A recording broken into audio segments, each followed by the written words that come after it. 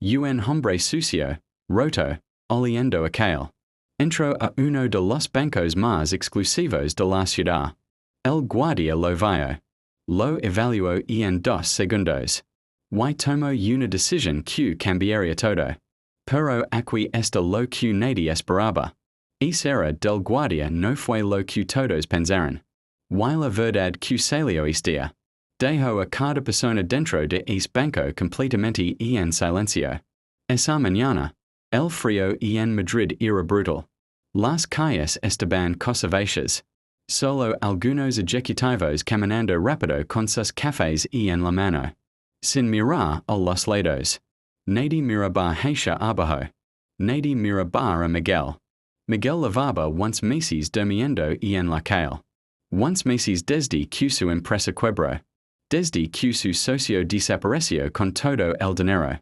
Desde que su esposa recogió sus cosas y se fue sin decir una sola palabra.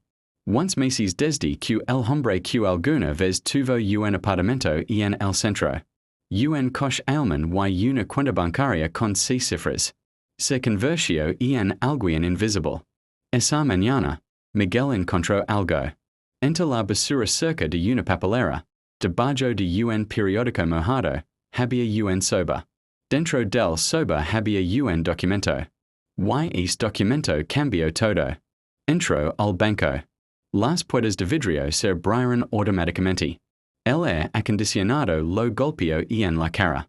El mármol brillante del suelo reflejó su figura rota. Zapatos destruidos.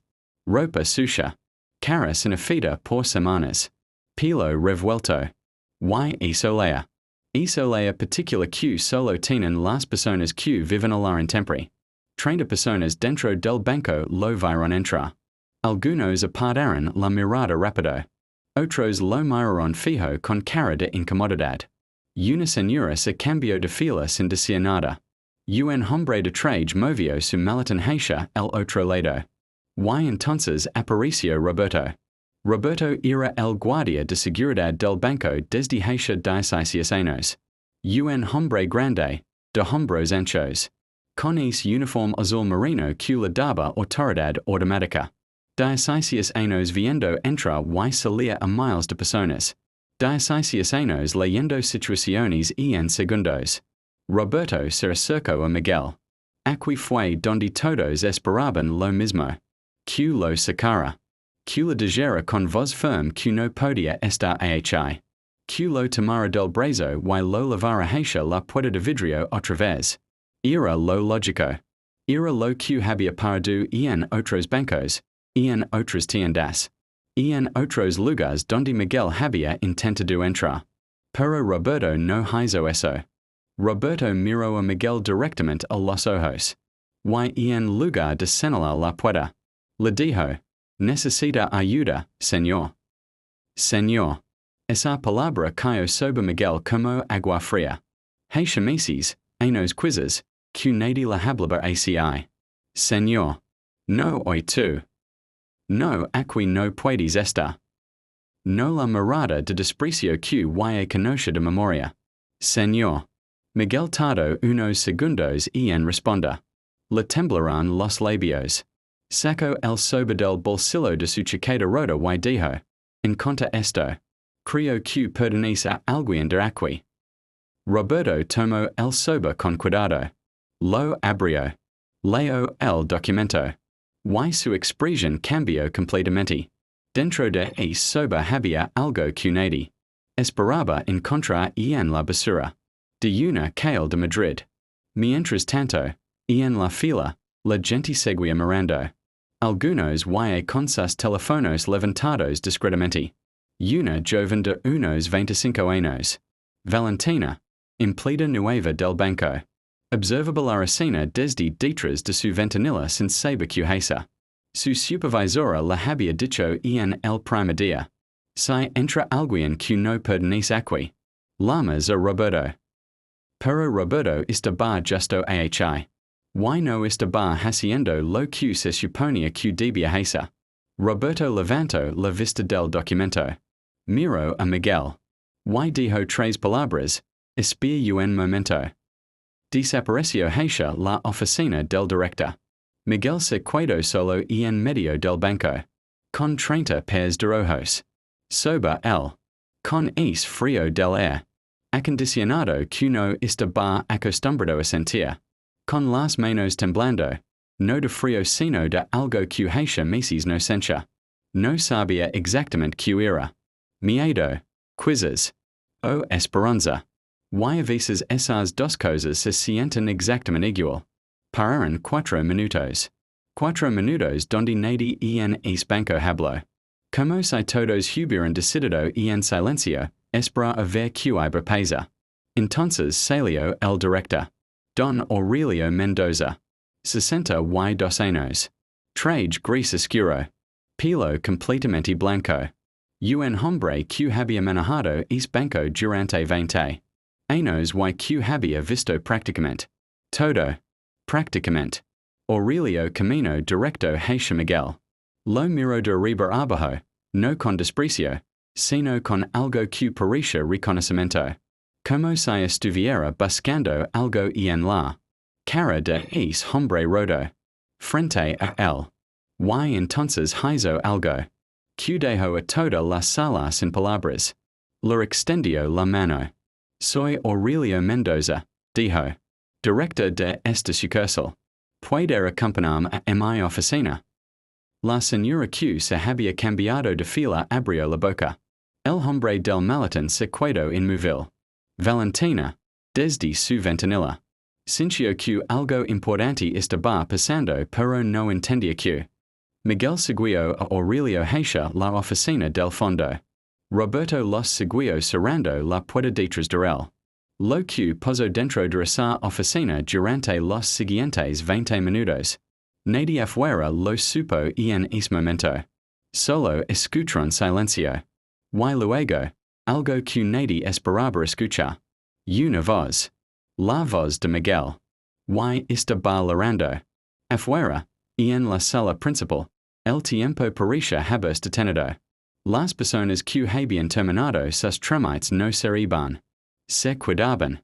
Con sus bolsos en la mano, con sus abrigos puestos, mirando esa puerta cerrada. Sin saber por qué no podían irse. Valentina procesaba operaciones en automático pero su cabeza estaba en esa oficina. Que había en sobre.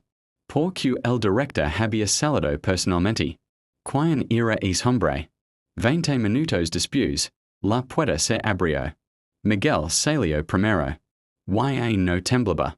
Tenía los ojos rojos de haber llorado pero caminaba diferente. No más encorvado, no más mirando el suelo.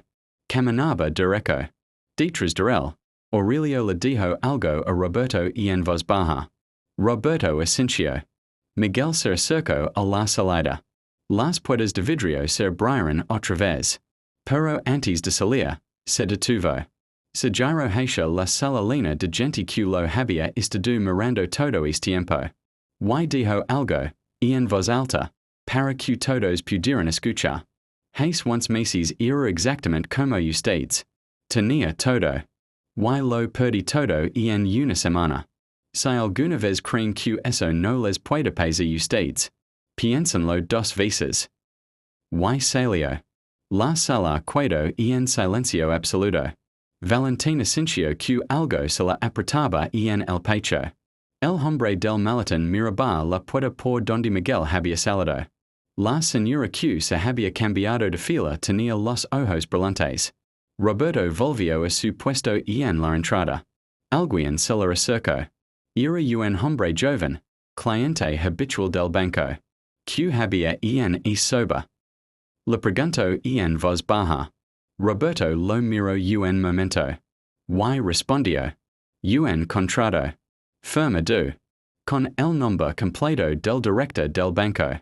Y evidencia de una transacción que nunca debió existir. El hombre joven frunció el ceño. Y Miguel. Lo sabía. No, dijo Roberto. Él solo vio un papel con el logo del banco y pensó que alguien lo había perdido. No sabía lo que tenía en las manos. Pero Aurelio sí lo sabía. Y aquí estaba la parte que nadie dentro de ese banco había entendido todavía. Él era de Roberto. Él de ya entrar ese hombre. Él tratalo con respeto cuando todos esperaban que lo sacara. Ese era había desencadenado algo que llevaba 3 años escondido. Porque Aurelio, al ver ese documento, supo exactamente de dónde venía. Sabía quién lo había tirado. Sabía que ese papel no debía existir fuera de una calle fuerte. Y supo también, en ese momento, que el hombre frente a él no tenía idea del poder que acababa de poner en sus manos. Lo que Aurelio hizo a continuación dentro de esa oficina no fue prodigioso. No fue intento recuperar el documento. Aurelio Mendoza, director del banco durante 20 años. Hombre de traje gris y pelo blanco. Hizo una llamada. Llamó a la policía. Sobre sí mismo. Lo que Miguel encontró en esa basura era el hilo que llevaba una red. Enorme. Fraud. Dinero desviado. Cuentas en otros países. Y Aurelio lo sabía porque él también había sido, en algún momento, parte de eso. Llevaba 3 años buscando como salía. Llevaba 3 años esperando un momento que no llegaba. Un hombre sucio que entró al banco le dio ese momento.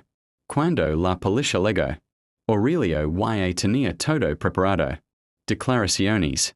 Documentos. Nombres. Fue. El quien abrió la puerta. Fue el quien entregó todo.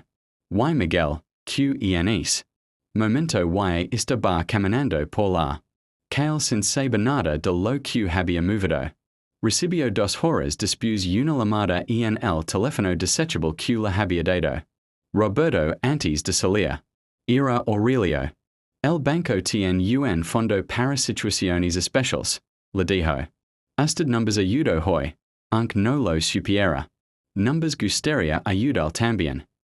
Miguel se quedó en silencio al otro lado de la línea. No necesito limosna, respondió finalmente. No es limosna, dijo Aurelio. Es una ayuda. Y los hombres como yo pagamos sus ayudas. Esa noche, por primera vez en 11 meses, Miguel no durmió en la calle. Y Roberto. El guardia que cometió un error, al de ya entrar un hombre que no pertenecía. Llegó a su casa, se sentó en la mesa con su familia. Y no dijo nada de lo que había pasado. Solo se sirvió la cena. Y pensó, en silencio, que a veces el era más grande no es de ya entrar quien no esperabas. A veces el era más grande es sacar a alguien antes de saber quién es. La pregunta que queda es simple. ¿Cuántas veces hemos sido nosotros los que miramos para otro lado? ¿Cuántas veces hemos sido la señora que cambió de fila? El hombre que movió el maletón. Los ojos que juzgaron en 2 segundos? ¿Y cuántas veces? Alguien que parecía no tener nada. Tenía exactamente lo que el mundo necesitaba.